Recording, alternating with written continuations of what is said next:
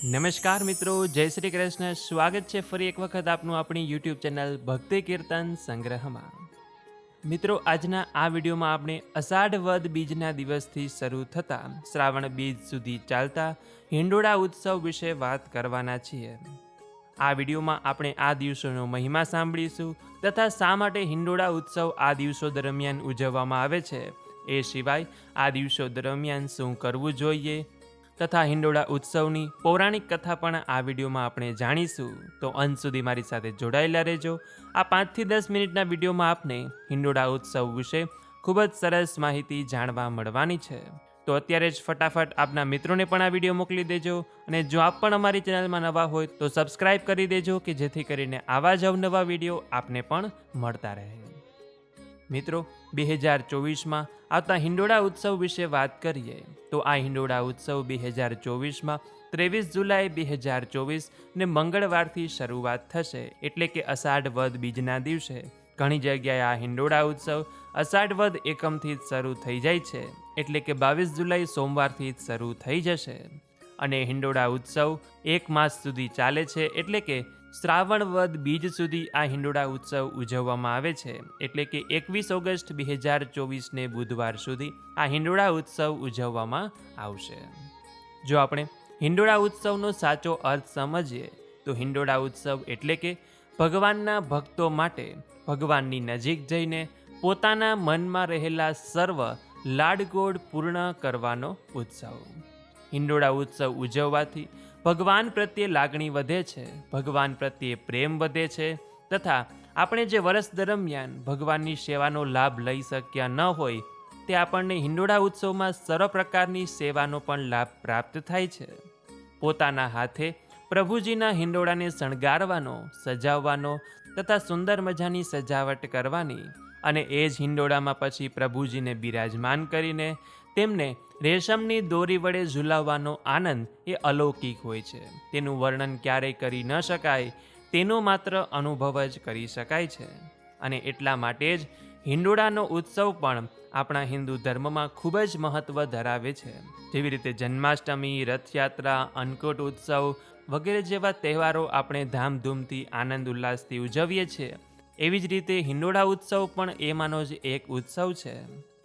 5000 વર્ષો પહેલાં પ્રભુએ જ્યારે કૃષ્ણ અવતાર ધારણ કર્યો હતો ત્યારે 11 વર્ષ સુધી વ્રજમાં અદ્ભુત લીલા કરી હતી, કે જેમાં વસ્ત્રહરણ લીલા, વેણુવાહન લીલા, નાગદમન લીલા, ગિરિરાજ ધરણ લીલા, રાસલીલા, દાણલીલા અને અષાઢ શ્રાવણના મેઘ માહોલમાં જ્યારે ઝરમર ઝરમર વરસાદ વરસતો હોય, મોર કોયલ ટહુકતા હોય, હરિયાળી ધરતીમાંથી દિવ્ય સુવાસ લહેરાતી હોય, પુષ્પો મગમગતા હોય, ભ્રમર ગુંજતા હોય અને તેવા માહોલમાં ગોપ ગોપીઓ દ્વારા શ્રી યમુના કાંઠે કદંબ ડાળે રંગબેરંગી ફૂલનો હિંડોળો સજાવવામાં આવતો હતો, કે જેમાં રાધા અને માધવ એટલે કે રાધા અને કૃષ્ણ ફૂલોના શણગાર સજીને હિંડોળે હિંચકતા હોય. અને આ જ યાદ 5000 વર્ષ પછી તાજી કરવા માટે આપણે ત્યાં શ્રાવણ મહિના અષાઢ મહિનામાં હિંડોળા ઉત્સવ ઉજવવામાં આવે છે, કે જેથી કરીને આપણે સૌ 5000 વર્ષો પહેલાં તો ભગવાનના તે હિંડોળાના દર્શન કરી શક્યા નથી, પરંતુ આજે આપણે ત્યાં મંદિરમાં, હવેલીઓમાં ભગવાનનો સરસ મજાનો આપણા હાથેથી જ હિંડોળો તૈયાર કરીને ભગવાનને તેમાં બેસાડીને ઝુલાવીએ, એટલે ભગવાનને પણ તેમણે નાની ઉંમરમાં કરેલી આ લીલાઓનું સ્મરણ થાય અને આપણે પણ ભગવાનને હિંડોળે ઝુલાવ્યા છે એનો આનંદ આવે. આજના સમયમાં આ હિંડોળા અનેક પ્રકારના હોય છે. ચાંદીના હિંડોળા, શાકના હિંડોળા, પાનના હિંડોળા, પવિત્રાના હિંડોળા, ગુલાબના હિંડોળા, ફળના હિંડોળા, કાચના હિંડોળા, ફૂલ બંગલાના હિંડોળા, ખસના હિંડોળા, અનાજના હિંડોળા, કઠોળના હિંડોળા, મીનાકારીના બંગલા, ચોકલેટના હિંડોળા, આવી અનેક વસ્તુઓથી ભગવાનના હિંડોળાને શણગારવામાં આવે છે. સર્વે ભક્તો ખૂબ જ મહેનતથી અને ખૂબ જ લાગણીથી ભગવાનના હિંડોળાને આખો દિવસ શણગારે છે અને તેને જે થાક લાગે છે અને તે થાક માત્ર તેનો એક પલમાં જ ઉતરી જાય છે. તો કે ક્યારે? કે જ્યારે ભગવાન તેના આ મહેનતથી બનાવેલા હિંડોળામાં બિરાજમાન થાય અને તેઓ ઝૂલે અને ભક્તો જ્યારે આ દર્શન કરે છે ત્યારે એક પલમાં જ તેનો થાક ઉતરી જાય છે. રેશમની દોરી વડે જેવો ભગવાનનો હિંડોળો હિંચકાવે એટલે તેને એક અલૌકિક આનંદની પ્રાપ્તિ થાય. અને ભગવાન હિંડોળામાં ઝૂલતા હોય તેના અદ્ભુત દર્શન કરીને આપણને ઘરે જવાનું પણ મન થાય નહીં. ભગવાન સમક્ષ બેસીને આપણે હિંડોળાના ભજન કીર્તન ગાતા રહીએ, હિંડોળાના પદ ગાતા રહીએ એવું જ મન થયા કરે.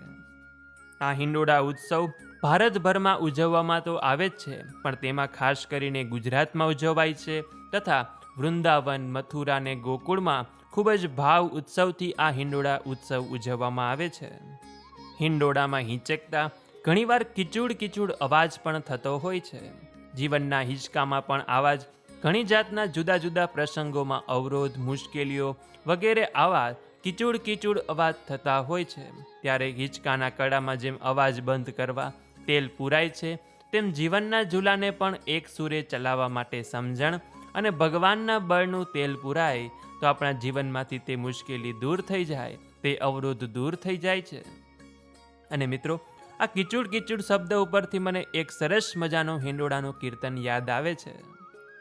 કિચૂડ મારો હિંડોળો હાલે, શ્રીજી આવીને મારે હિંચકે બેસે, હિંચકે બેસીને વાલો મીઠું મળે કે, શ્રીજી આવીને મારે હિંચકે બેસે. આવા મિત્રો અનેક પ્રકારના હિંડોળાના કીર્તન છે કે જે અમારી ચેનલમાં બહેનો દ્વારા ખૂબ જ સરસ મજાના ગાવામાં આવ્યા છે. તેના વિડીયો અમે આ હિંડોળાના ઉત્સવ દરમિયાન મૂકવાના છે અને મૂકેલા પણ છે. તો આપ હિંડોળાના ઉત્સવ દરમિયાન જો હિંડોળાના કીર્તન આપને આવડતા ન હોય તો અમારી ચેનલમાં અમે મૂકીશું, તો આપ તે અમારી સાથે સાંભળજો. અને તેમાં હિંડોળાના કીર્તન લખેલા પણ હશે કે જેથી કરીને આપ સાંભળતાની સાથે ગાઈ પણ શકશો. ભગવાન શ્રી કૃષ્ણએ ગોપીઓને વૃંદાવનની કુંજ ગલીમાં હિંડોળે હિંચકાવીને જે સુખ પ્રાપ્ત કર્યું હતું તેની ચિરકાલીન યાદ રાખવા માટે વૃંદાવનના ઘણા મંદિરોમાં આ હિંડોળા ઉત્સવ ઝૂલા ઉત્સવ તરીકે પણ ઉજવવામાં આવે છે. વૈષ્ણવ સંપ્રદાય ઉપરાંત સ્વામિનારાયણ સંપ્રદાયમાં પણ આ હિંડોળા ઉત્સવ ઉજવવામાં આવે છે. વૈષ્ણવોમાં એવી માન્યતા છે કે હિંડોળામાં હિંચકતા હરિને નિરખીએ તો ફરી જન્મ લેવો ન પડે, તેમ હિંડોળે હિંચકતા શ્રીજી મહારાજની આ દિવ્ય લીલાની સ્મૃતિ પણ કલ્યાણકારી છે. અને એ સ્મૃતિ સાથે હિંડોળા પર્વમાં ઠાકોરજીને ઝુલાવતા જન્મ મરણના ફેરામાંથી મુક્ત થઈએ છીએ. અને આમ હિંડોળા ઉત્સવની પરંપરા ભક્તિની વૃદ્ધિ કરનારી અને કળા કૌશલ્યને ઉત્તેજન આપનારો એક અનેરો ઉત્સવ છે. તો આવો આપણે પણ આ હિંડોળા ઉત્સવને ખૂબ જ આનંદથી ઉજવીએ. હિંડોળાના કીર્તન, ભજન, પદ ગાતા ગાતા ઠાકોરજીને હિંડોળામાં ઝુલાવીએ અને આ મનુષ્ય અવતારમાં હિંડોળા ઉત્સવનો અનેરો લાવો લઈએ. તો બોલીએ શ્રી કૃષ્ણ કનૈયા લાલ કી જય. તો મિત્રો, આજના આ વિડીયોમાં આપણે હિંડોળા ઉત્સવ વિશે વાત કરી.